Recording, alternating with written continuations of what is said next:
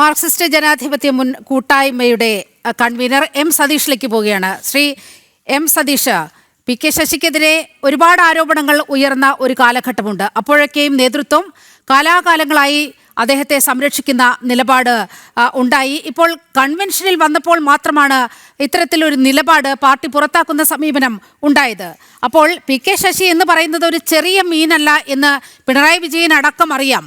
അത് അറിഞ്ഞുകൊണ്ട് തന്നെയാണ് അദ്ദേഹത്തെ സംരക്ഷിച്ചു നിർത്തുന്ന ഒരു നിലപാട് പാർട്ടി നേതൃത്വം കൈക്കൊണ്ടത്.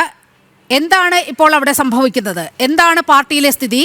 നിങ്ങളുടെ പക്ഷത്തേക്ക് എത്രത്തോളം ആളുകൾ വരും എന്നുള്ള പ്രതീക്ഷയുണ്ട്?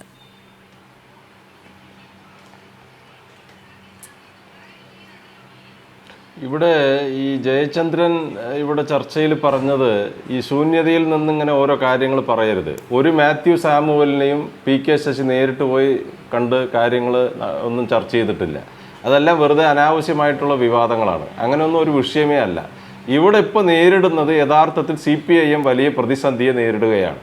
അതിൽ ഒരു പുകമറ സൃഷ്ടിക്കുന്നതിന് ഇപ്പോൾ ഇന്ന് വരെ ഇതുവരെ ഒരു കമ്മിറ്റികളിൽ പോലും ഇതുപോലുള്ള വിഷയങ്ങൾ ഉന്നയിക്കാത്ത പല നേതാക്കന്മാരും ഇപ്പോൾ അദ്ദേഹം ഒരു കൺവെൻഷനിൽ പങ്കെടുത്തു എന്നുള്ളത് കൊണ്ട് വെറുതെ ഇങ്ങനെ ആരോപണങ്ങൾ കെട്ടിച്ചമച്ച് പുറത്ത് ഇങ്ങനെ പ്രചരിപ്പിച്ചുകൊണ്ടിരിക്കുകയാണ്. ഇതെല്ലാം അടിസ്ഥാനരഹിതമായിട്ടുള്ള ആരോപണങ്ങളാണ്. ഒരു വിഷയവും ഈ കാര്യത്തിലില്ല. ഇതെല്ലാം എന്നോ ജനങ്ങൾ തള്ളിയ കാര്യങ്ങളാണ്. അത് ഇപ്പോൾ വീണ്ടും കുത്തിപ്പൊക്കി പല കാര്യങ്ങളെ ഒരു ശൂന്യതയിൽ നിന്ന് ഇങ്ങനെ കുറേ കാര്യങ്ങൾ സൃഷ്ടിക്കുക എന്ന നിലയിൽ കാര്യങ്ങൾ പറഞ്ഞുകൊണ്ടിരിക്കുകയാണ്.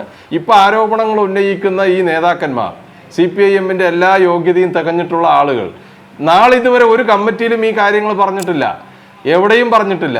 പി കെ ശശിക്കെതിരെ ഒരു ആരോപണങ്ങളും ആരും ഉന്നയിച്ചിട്ടില്ല. ഇപ്പോൾ ഒരു ശരിയായ നിലപാട് സ്വീകരിച്ച് പുറത്തു വന്ന ഒരു ഘട്ടത്തിൽ എന്തെല്ലാം പറയാൻ പറ്റുമോ അതെല്ലാം വെറുതെ അനാവശ്യമായിട്ടുള്ള വിവാദങ്ങൾ നാട്ടിൽ ഇങ്ങനെ അഴിച്ചുവിട്ടുകൊണ്ടിരിക്കുകയാണ്. ഇതിലൊന്നും ഒരടിസ്ഥാനവുമില്ല. ഇതെല്ലാം ഏതോ കാലത്ത് ഇതെല്ലാം ജനങ്ങളും പാർട്ടിയും എല്ലാം തള്ളിയിട്ടുള്ള കാര്യങ്ങളാണ്. ഇപ്പോൾ യഥാർത്ഥത്തിൽ പാലക്കാട്ടെ CPM വലിയ പ്രതിസന്ധിയെ നേരിടുകയാണ്. നല്ല സംഘടനാ പ്രശ്നങ്ങൾ നേരിടുന്നുണ്ട്. ഇപ്പോൾ ഞങ്ങളെല്ലാം നടത്തിയിട്ടുള്ള കൺവെൻഷനിൽ ആയിരക്കണക്കിന് ആളുകളാണ് ഈ കൺവെൻഷൻ്റെ ഭാഗമായിട്ട് ഇവിടെ പങ്കെടുത്തിട്ടുള്ളത്. അതിൽ വിരളി പൂണ്ട നേതൃത്വം എന്തെല്ലാം ഈ ശശി ഉൾപ്പെടെയുള്ള നേതാക്കന്മാർക്കെതിരെ പറയാൻ പറ്റുമോ അതെല്ലാം ഇപ്പോൾ ഇങ്ങനെ നാട്ടിൽ പറഞ്ഞ് പരത്തുകയാണ്. ഇതൊന്നും ജനങ്ങൾ മുഖവിലക്കെടുക്കില്ല. ജനങ്ങൾ നല്ല മാർക്സിസ്റ്റുകാരായ ഞങ്ങൾക്കൊപ്പം ഈ പാലക്കാട് ജില്ലയിലെ നിരവധി പാരമ്പര്യമുള്ള ഈ കമ്മ്യൂണിസ്റ്റ് പ്രസ്ഥാനത്തിൽ നാളിതുവരെ വിശ്വസിച്ചിട്ടുള്ള ജനങ്ങൾ ശ്രീ എം സതീഷ് അങ്ങനെ പറയുമ്പോൾ തന്നെ ഇതുപോലുള്ള ഈ ഒരു യുവതി CPM പോളിറ്റ് ബ്യൂറോയ്ക്ക് നൽകിയ പരാതിയൊക്കെ പാർട്ടിയുടെ പരിഗണനയിൽ വന്നതല്ലേ? അതിൽ അന്വേഷണം നടന്നതല്ലേ? അതിന്റെ തീവ്രതയെക്കുറിച്ചൊക്കെ പിന്നീട് വലിയ വിവാദങ്ങൾ ഉടലെടുത്തു. പക്ഷേ അത്തരത്തിലൊന്നും നടന്നിട്ടില്ല എന്ന് പാർട്ടി കണ്ടെത്തിയിട്ടില്ലല്ലോ. ഇതെല്ലാം കെട്ടിച്ചമച്ചിട്ടുള്ള വ്യാജ പരാതികളാണ്. അദ്ദേഹത്തെ കുറിച്ച് വലിയ രീതിയിൽ സാമ്പത്തിക ആരോപണം ഉയരുന്നുണ്ടല്ലോ ഈ ഘട്ടത്തിൽ. കുറെ ആളുകൾ ശ്രീ എം ജയചന്ദ്രൻ തന്നെ ഈ ചർച്ചയിൽ ചൂണ്ടിക്കാട്ടി പി കെ ശശിക്കെതിരെ വലിയ രീതിയിൽ സാമ്പത്തിക ആരോപണങ്ങൾ ഉയരുന്നുണ്ട്. ഒരു കാര്യവുമില്ല. ഇതുമായി ബന്ധപ്പെട്ട് ഒരു വിശകലനം ഉണ്ടാകുന്നത് CPMനെതിരെ ചില ആരോപണങ്ങൾ ഉയർന്നു വരുന്നുണ്ട്. CPMനെതിരെ അതീവ ഗുരുതരമായ ഒരു വിരുദ്ധ സാഹചര്യം നിലനിൽക്കുന്നുണ്ട്. ഒരു സെക്കൻഡ്. ഓക്കെ ഒരു ചോദ്യം ഞാൻ സതീഷിനോട് ചോദിച്ചോട്ടെ. എന്റെ അറിവില്ലായ്മ കൊണ്ട് ചോദിക്കുകയാണ്. ഈ പി കെ ശശി വലിയ സമ്പന്ന കുടുംബത്തിൽ ജനിച്ചതാണെന്ന് ഇങ്ങനെ പറഞ്ഞു കേൾക്കുന്നു. അത് ശരിയാണോ? എനിക്ക് അദ്ദേഹത്തെ വ്യക്തിപരമായോ അദ്ദേഹത്തിന്റെ സാമ്പത്തിക ആരോപണങ്ങൾ മറച്ചുവെക്കാൻ അത്തരത്തിലൊരു വാദം ഉയരുന്നുണ്ട്. സതീഷിന് എന്താണ് നേരിട്ടറിയാവുന്നത് പി കെ ശശിയെ കുറിച്ച്? കുടുംബപരമായി അദ്ദേഹത്തിന്റെ പാരമ്പര്യവും കുടുംബപരമായി വലിയ സമ്പന്ന കുടുംബത്തിൽ ജനിച്ച ആളാണ്. അദ്ദേഹത്തിന് ഇങ്ങനെ പാർട്ടിയിൽ നിന്ന് അഴിമതി കാണിക്കേണ്ട ഒരു കാര്യവുമില്ല.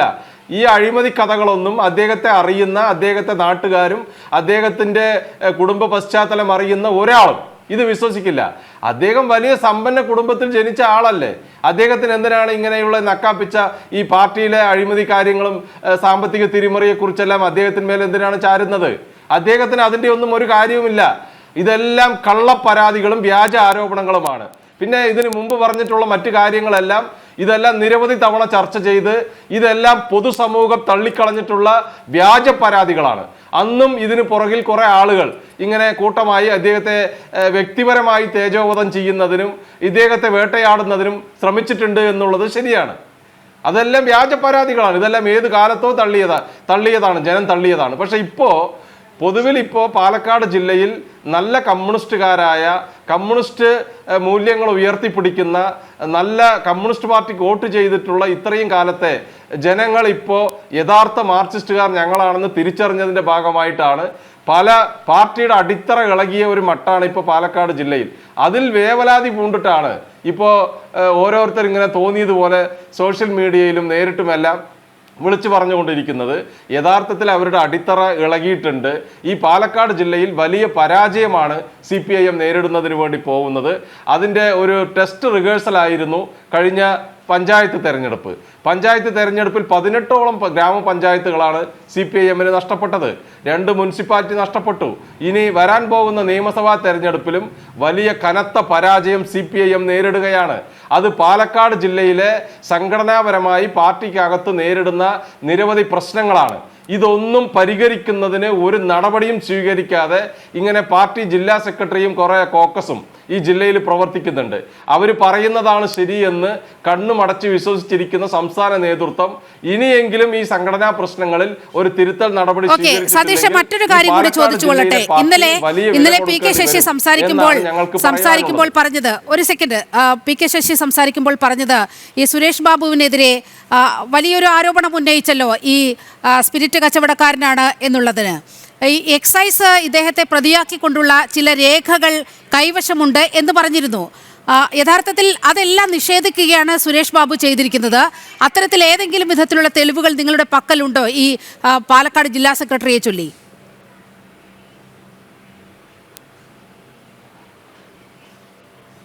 അതെല്ലാം വരും കാലങ്ങളിൽ തെളിയിക്കപ്പെടും.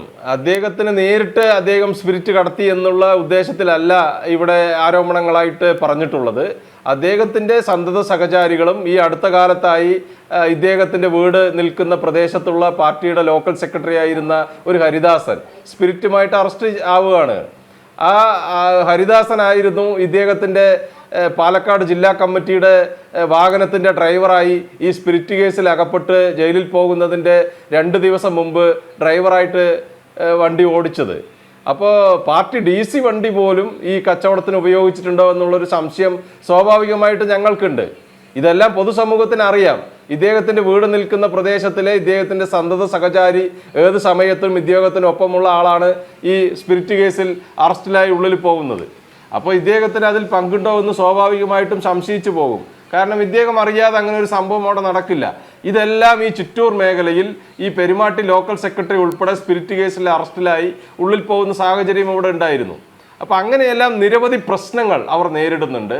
ഇതെല്ലാം പൊതുസമൂഹത്തിന് മുമ്പിൽ വെള്ളി വെളിച്ചം പോലെ ഞങ്ങൾ അവതരിപ്പിക്കുമ്പോൾ യഥാർത്ഥ പാലക്കാടിനെ ചൊല്ലിയപ്പോൾ CPM നെഞ്ചടി പേറും എന്നുള്ള കാര്യത്തിൽ ഒരു തർക്കവുമില്ല.